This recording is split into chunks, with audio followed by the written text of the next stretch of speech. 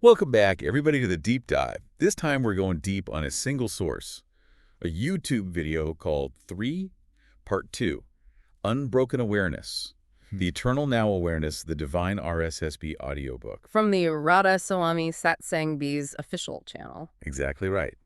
And we're going to be talking about this really interesting concept of the eternal now. Yeah. It's an idea that's been around for centuries. Yeah. Thinkers and philosophers and mystics have been grappling with this.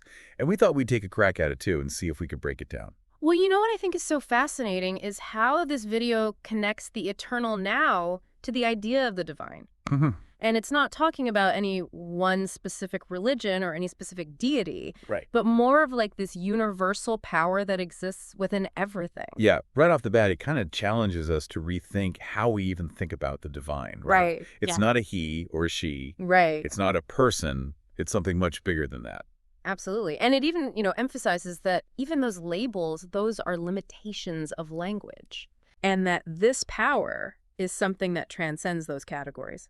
So where do we even begin? How do we even begin to grasp something that is so vast and all-encompassing? Where do we start with this? Well, the video takes us through a bunch of different thinkers who grappled with this. Okay. Starts with Plato, Okay. the ancient Greek philosopher, Yeah. who was really fascinated by the concept of a moment. Okay. And what he meant by that was a point that exists between motion and rest. A point between motion and rest. That sounds pretty abstract. It is abstract. Yeah, can you give us like a concrete example? Yeah, so think about like when a wave is about to crest. Okay. It's there, it's poised, it's full of potential energy, Yeah. but it hasn't crashed yet. Mm-hmm. Or think about like that split second before a runner takes off. Yeah. All of their energy is coiled and ready to explode. Yeah. That's kind of the moment that Plato was talking about. So I'm starting to get a visual here, okay? Mm-hmm. I can see this runner at the starting line, right? Mm-hmm. But how does this moment then relate to the divine? What's the connection? So Plato connected these two by suggesting that this point of change, this moment, is where the eternal and the present intersect. Okay. It's like a glimpse into how something can be both timeless and happening right now. So are we saying then that every single moment that we experience has this touch of the eternal within it? That's exactly where this exploration is heading. And it's not just Plato who thought this way. The video then brings in St. Augustine, Yeah. who's an early Christian theologian, Right. and he builds upon these ideas centuries later, and he had some really profound insights about time. Oh, I remember learning about St. Augustine. He's the one who said that if we could completely still our minds, we might actually experience eternity. Is that right? He did say that. And that's not an easy feat. No, definitely not. Right. Not easy at all. But he really believed that if we could achieve that stillness, we could perceive the divine. Yeah, it's almost like those optical illusions. Have you ever seen those where you have to stare at an image to see like a hidden image emerge? Yeah. It's almost like we have to slow down our perception to actually see something profound that's always been there. That's a great analogy. And Augustine really believed that this seeing was a direct experience of the divine. Okay, so we've got Plato, who's linking the eternal to this point of change. We've got Augustine, who's saying stillness is the key to perceiving it. What's next in this journey? So then the video introduces us to Meister Eckhart, Meister Eckhart. a German mystic who took these ideas even further. Okay. And he viewed creation as a continuous process that's always happening in this eternal now. Okay, hold on. So it's not just that the eternal exists within each moment, Yeah. but that creation itself is an ongoing process happening right now. Yeah, that's exactly right. That's pretty mind-blowing. It is. Yeah. And Eckhart really challenges us to question our understanding of time. He actually believed that the past, present, and future are all contained within this single eternal now. So what we perceive as linear time, with its past, present, and future, might actually be an illusion. It might be. That's a huge concept. It's a really big one. Yeah. And it raises so many questions, like what does that mean for our understanding of free will? That's a great question. I mean, are we the only ones wrestling with these ideas? Were there other thinkers that kind of came to similar conclusions about this. Absolutely. And a video goes on to introduce a few more modern voices who offer different perspectives on this concept of the eternal now. And they all seem to be echoing this same underlying theme, but with their own unique interpretations. Well, let's dive into those. This is getting really interesting. And it's fascinating how all these thinkers, separated by sometimes centuries, seem to converge on this idea that the eternal isn't something out there, but it's something within ourselves. Yeah, it's like they're all saying, hey, the eternal now is happening right here, right now. Wake up and pay attention. Precisely. And the video actually uses the experiences of Richard Jefferies, Oh, okay. who's the nature mystic we mentioned earlier, to illustrate this point. Right. The guy who felt that deep connection to the eternal while he was just walking around in the English countryside. Yeah. Like, the beauty of nature was like a direct conduit to this awareness. Yes, and he described these moments of pure joy and ecstasy where he felt completely connected to everything around him. Mm-hmm.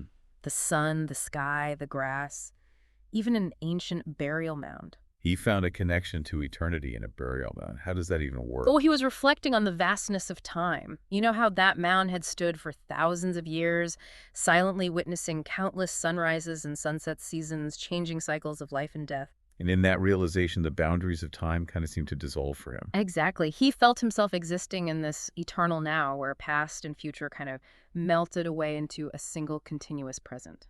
I wonder if that's what it feels like to truly live in the moment without the usual mental noise about, past regrets or future anxieties, to just be fully present. That's precisely what Jeffrey seemed to be experiencing. And he even wrote that if something we typically consider supernatural were to occur, it would feel perfectly natural to him in that state of awareness. So miracles wouldn't seem like miracles. They'd just be a natural part of this eternal now. Precisely, he saw the so-called supernatural as being more real and natural than the physical world itself. Okay, that's a pretty radical shift in perspective. I mean, it makes you question everything you thought you knew about reality. It does. And what is even more intriguing is that Jeffries believed that this heightened awareness was just a glimpse of what's possible. Hmm. He felt that there were beings out there with even greater levels of consciousness. So he was saying this feeling of the eternal now is amazing, but it's just the beginning. Exactly. He believed this awareness stemmed from something deep within himself, something beyond his physical body and mind, something he referred to as the I. The I. Is he talking about the soul? It could be interpreted that way. He saw it as the key to unlocking a much larger reality, a reality that's always present and available to us if we can only tap into it. It's like everyone we've discussed so far is pointing toward this hidden dimension, this eternal now, but how do we actually experience it? Is it through meditation, spending time in nature, or is it something else entirely? That's the million-dollar question, isn't it? And it's something that many spiritual traditions have explored for centuries, and this video suggests that the first step is simply recognizing that the eternal now isn't some distant concept, but a reality closer than we think. So instead of chasing after it, we just need to realize it's already here. That seems to be the message. And if we can quiet the constant chatter of our minds, truly be present in this moment. We might just catch a glimpse of eternity. Exactly. And that glimpse, however fleeting, could change everything. So we've explored this profound idea of the eternal now and how various thinkers have approached it, but I'm still wrestling with the so what factor. Right. How does this awareness actually change our lives, our actions, our interactions with the world? That's where things get really interesting, and it's something we'll explore in more detail right after this. Okay, so we've explored this idea of the eternal now from all these different angles, but the big question for me is how does this awareness actually translate to everyday life? Right. Does it actually change anything? That's the key, isn't it? Moving from intellectual understanding to practical application. Right. And the source material actually hints at some pretty profound implications. Okay. Remember Thomas Kelly, the Quaker we talked about earlier? Yeah. He was one who described the eternal now as like a place of peace and joy. Exactly. And Yeah. he believed that connecting to this eternal now brought a sense of deep inner peace. Yeah, less anxiety about the future, less dwelling on the past. Right. That sounds pretty liberating, actually. It is. And Kelly went even further. He suggested that living with this awareness can actually lead to a deep sense of security and assurance. Like if you realize you're not just an isolated individual adrift in time, but part of something much larger and more powerful. Yeah, it's like trusting that there's a bigger plan unfolding, even if we can only see a tiny piece of it. That's a great way to put it. And having faith in that plan, even when things get tough, Yeah. he called it breathtaking boldness. Hmm. This willingness to step forward with confidence, knowing we're not alone on this journey. I like that breathtaking boldness. Yeah. Does this mean we just like passively accept whatever happens, though? Not necessarily. It's more about aligning our actions with this deeper awareness. Okay. Listening to that inner voice of wisdom that emerges when we're truly present. So it's action that's inspired by the eternal now, rather than driven by ego or fear. Exactly. And that's where the real transformation begins.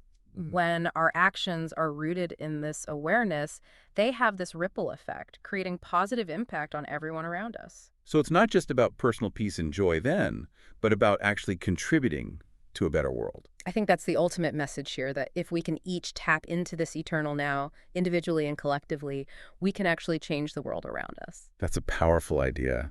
I mean, it's kind of overwhelming, but it's also inspiring. So what would you say is the biggest takeaway for our listeners today? Where do we go from here? Well, if this deep dive has resonated with you, I encourage you to check out the source material for yourself. Right? And maybe try practicing mindfulness or meditation, Yeah. techniques that can help quiet the mind and connect with the present moment. Yeah, great suggestions. And, as you go about your day, notice those moments of stillness, of joy, of deep connection. Maybe those are glimpses of the eternal. Now inviting you to deeper awareness. Thanks for joining us for this deep dive, everybody.